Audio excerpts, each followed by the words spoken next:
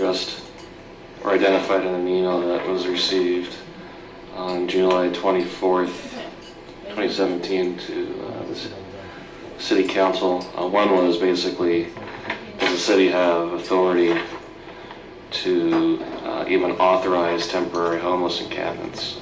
I think as senior planner stated, not only does the city have the authority to authorize homeless encampments, there's a variety of legal grounds in which the city has to allow temporary homeless encampments, both grounded in the U.S. Constitution, the state constitution, federal law and state law, because it's considered when property is used by a religious organization for the purpose of sheltering the homeless, it constitutes an exercise of religion. So that's why we can regulate it. There isn't an ability for a city or a county to ban outright homeless encampments. And the second question is, what are you doing about whether or not these things are unfit or the fitness? And that's the purpose behind this ordinance. This ordinance is basically presented so that we can make sure that the sites are clean, that the sites are safe, and they're well managed. That's it. That's the purpose behind this ordinance.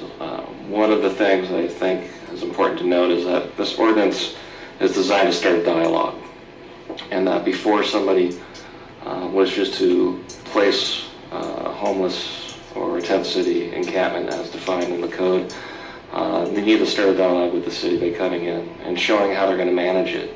And that includes providing those to the affected people surrounding it. And not only that, is that it encourages that they meet with the police to go over their management and code and conduct, and that they meet with any sensitive uses.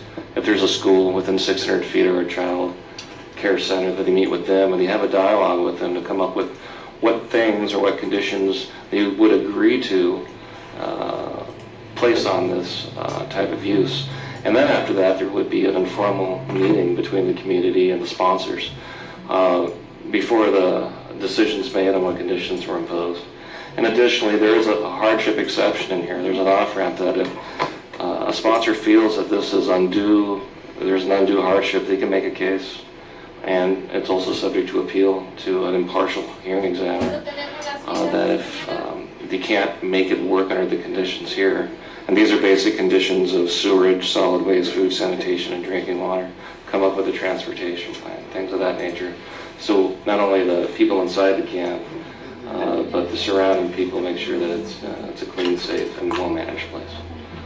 And that's the purpose behind this. And state law and the courts have allowed cities to regulate when the city has a compelling state interest. And your core function when you develop and adopt development regulations, your building codes, your fair codes, is to make sure that things are safe. And that's the purpose behind this. Any question for Kevin regarding that? I think the council received that email. Bill?